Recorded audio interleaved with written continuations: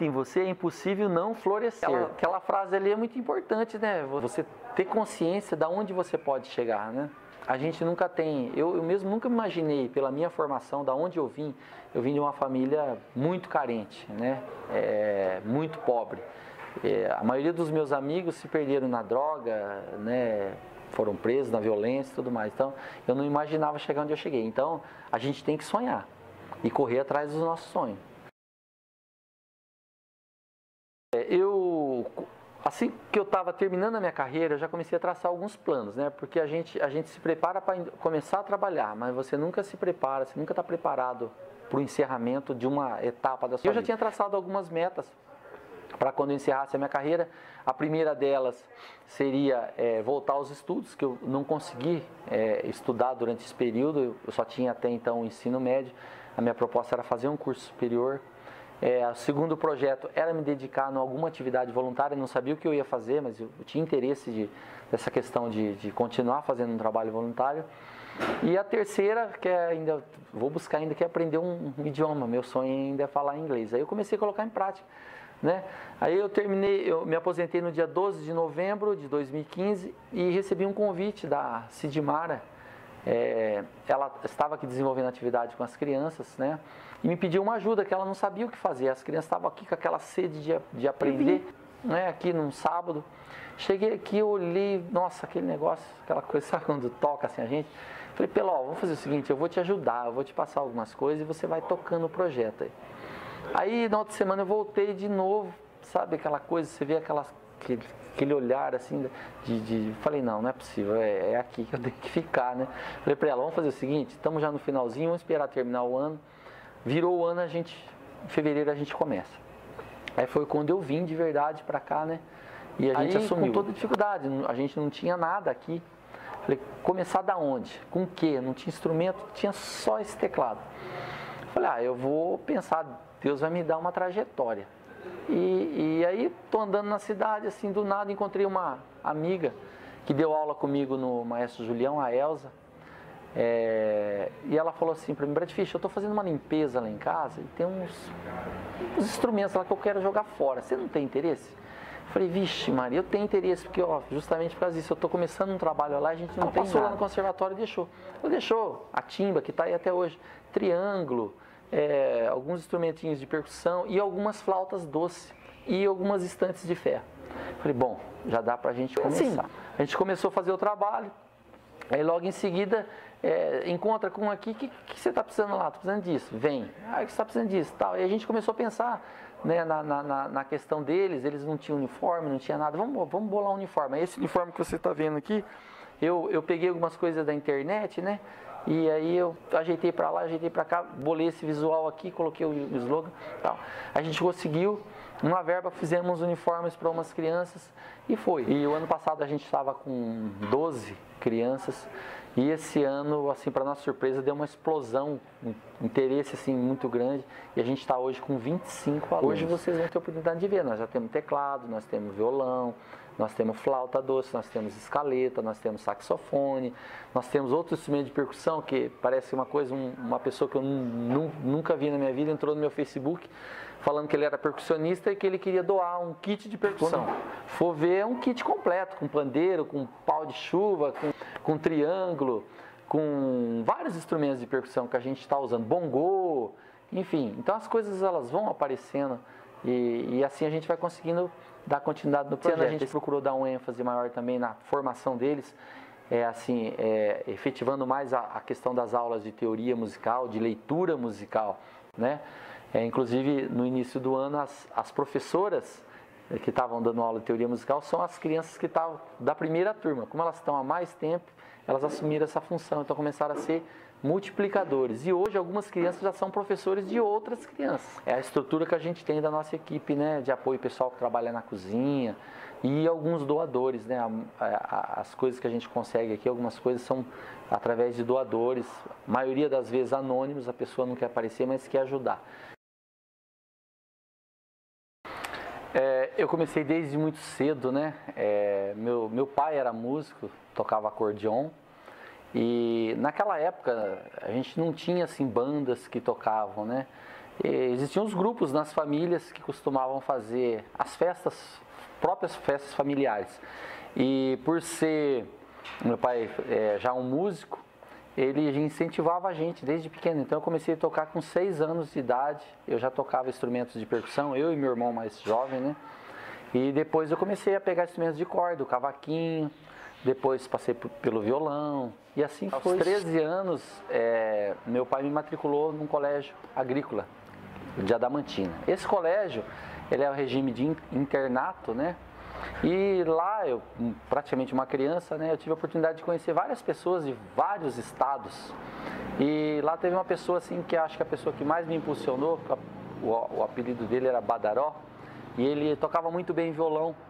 E aí eu, tipo assim, eu passei a acompanhar ele e pegar alguma coisa, né? E ali eu tive assim uma sedimentação da minha formação como músico popular, né?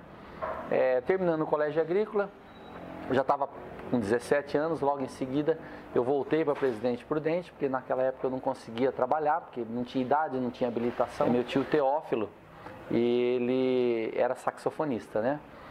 E ele me perguntou se eu não tinha interesse em estudar saxofone. Eu falei que tinha interesse, mas não tinha condições financeiras, né? Ele falou, se você tiver interesse, aqui na cidade existe uma banda, é uma banda tradicional, que é até uma pena que se extinguiu, é a Corporação Musical 7 de Setembro, uma banda tradicionalíssima. Aí eu comecei a frequentar essa banda, eu tocava percussão na banda e estudava saxofone. Logo em seguida veio a questão do alistamento militar, né? Fui convocado para... Fui alistado, né? E em seguida eu fui fazer o serviço militar aqui no TG. Lá eu conheci um outro amigo que era trompetista, o Edilson. E esse amigo estudava no Conservatório Jupira Cunha Marcondes. E naquela época o Conservatório tinha uma banda muito boa, participava de concursos, de festivais. E eu comentei com ele da minha vontade de aprender a tocar trompete, que era um instrumento que eu gostava muito. E ele fez o convite, ele falou, você não quer estudar trompete lá no Jupira? Eu falei, mas lá é uma escola, é difícil, né? Eu não tenho condição de pagar. Ele falou, não, se você for lá, você toca na banda e você estuda de graça. Eu falei, poxa, mais uma oportunidade. Aí chegando lá no conservatório, eu conheci o maestro Silas, né? Que é um grande profissional aí, conhecido no meio musical. E falei para ele da minha vontade de tocar trompete.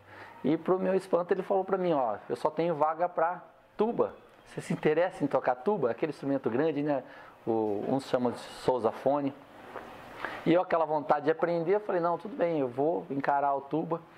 E nessa banda, eu conheci o irmão dele, o Osias, que era sargento da banda da Polícia Militar. E ele fez novamente o convite, se eu não tinha interesse de entrar para a PM, né? Eu falei, até aquele momento eu nunca tinha pensado em ser militar. Mas ele falou, não, você pode entrar para a PM, você pode trabalhar na rua, você pode trabalhar na rodoviária, no bombeiro. E se você, né, for aprovado nos exames, você pode trabalhar na banda. Eu falei, poxa vida, é mais uma possibilidade. Chegando lá em São Paulo, fui reprovado nesse primeiro concurso de cabo, porque eu não tinha conhecimento suficiente, mas nesse mesmo concurso eu conversei com o comandante e pedi uma oportunidade de estar estudando lá no Corpo Musical em São Paulo. E esse foi o divisor de águas na minha vida, foi esse curso. Em dezembro eu saí de lá com conhecimento suficiente para escrever arranjos para orquestra sinfônica, tanto que eu fui o primeiro colocado desse curso. E de lá eu não parei mais, né? Voltei para Prudente, logo depois desse curso, aí fiz o concurso de cabo, músico, fui o primeiro colocado do estado inteiro, melhor músico. Depois em seguida eu já fiz o concurso de sargento músico, fui o primeiro colocado de novo do estado.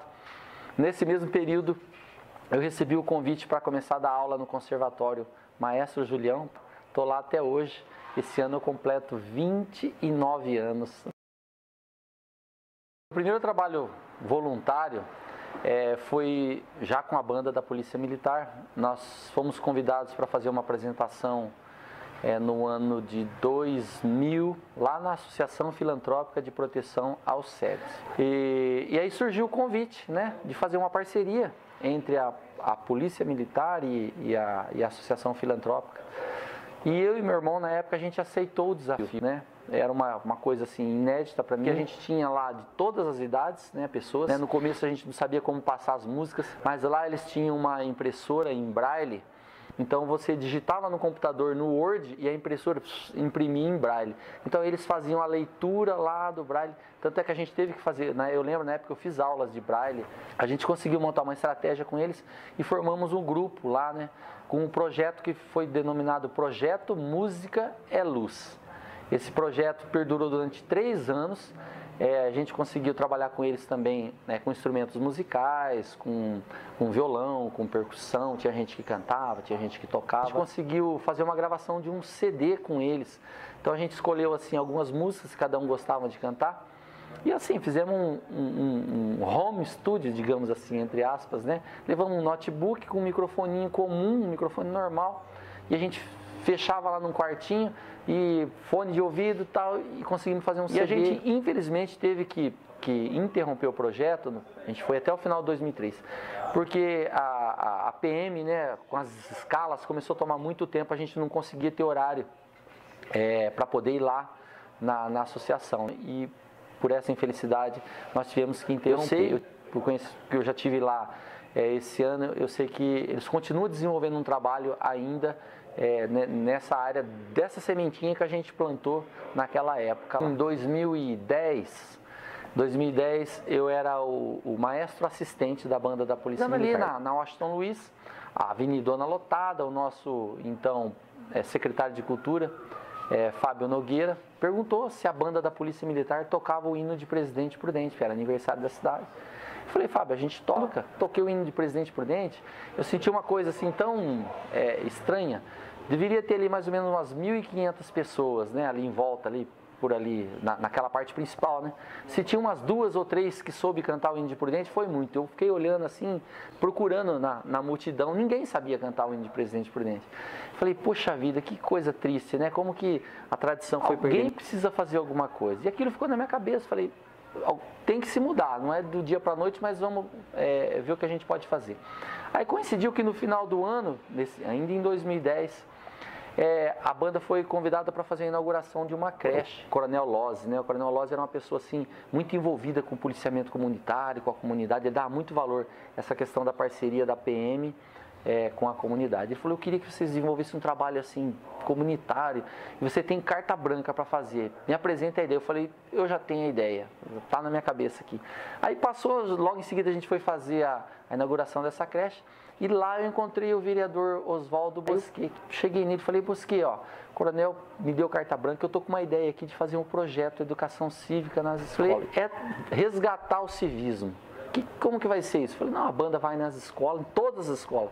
A gente vai chegar lá, vamos fazer uma palestra explicando a importância dos símbolos nacionais, explicando o que é o hino nacional, o que é o hino da bandeira, explicar como que canta, as formas que a gente canta, a postura que você deve ter. Então vai ser uma palestra, logo em seguida a gente ensina as crianças a cantar. E aí então o Bosquet, por ser vereador, conseguiu uma reunião com o prefeito da época, o Tupã, a professora Ondina, que era a secretária de Educação, e o Bosquet, sentamos, né, e para conversar, para alinhar as ideias. A hora que eu expus a ideia, o prefeito ficou encantado, que ele sempre apoiou essa questão. E aí a gente passou a desenvolver, então, em 2011, foi a primeira edição do projeto Educação Cívica na Escola, né? Então, assim, foi uma experiência bastante gratificante. E outra coisa que a gente procurou fazer é aferir o que estava acontecendo. Pô, nós estamos trazendo essa informação, mas as crianças estão aprendendo, estão se interessando. Então, a gente criou o concurso de redação, de desenho e de redação. E esse concurso, qual que era o objetivo dele? Então, em cada escola, depois que a banda passava, a gente ia de manhã e à tarde, a escola pedia para as crianças do 4º e do 5º ano fazerem uma redação, e os do 1º, 2º e 3º ano faziam um desenho. A Secretaria de Educação selecionava os 5 melhores. Aí que entrava a Câmara Municipal. A Câmara criou uma lei para premiar essas crianças vencedoras desse concurso de desenho e de redação. Na abertura da semana de aniversário do município, a gente fazia o encerramento do projeto. Então, as crianças, de todas as 93 crianças, iam para um local predestinado. Lá elas iam ser agraciadas com uma medalha. Depois a Câmara Municipal, através dessa lei, criou no mês de novembro. Então a gente fazia ou no dia da bandeira ou próximo ao dia da bandeira, que é para fechar com essa questão do civismo. Então essas 5 crianças, com as famílias, com a direção da escola, iam lá na Câmara para uma sessão especial para receber uma placa de prata da Câmara. Eu consegui fazer 5 edições, né? Eu comecei em 2011, fui até 2015. No final de 2015 eu encerrei a minha carreira e a banda continua até hoje fazendo esse trabalho. Eu costumo falar sempre, as crianças têm muita vontade, né? O que falta para eles é que oportunidade, né? E outra questão que eu viso sempre, essa questão da música nas escolas, né? Eu sempre acho isso interessante. Eu vim dessa época, eu tive aula de música na escola. Em 2008 foi editada uma lei que institui o ensino de música, né, no ensino fundamental. Pelo que eu vejo, que as crianças me falam, não é assim que acontece, né? Eles têm algumas atividades relacionadas à música, mas assim, sai da escola, vai num local, tem um contato, mas é um contato assim muito brando, né? Quem sabe, através dessas crianças, criando outros multiplicadores, a gente consiga fazer que esse projeto se divulgue, né? E outras pessoas também abracem essa causa.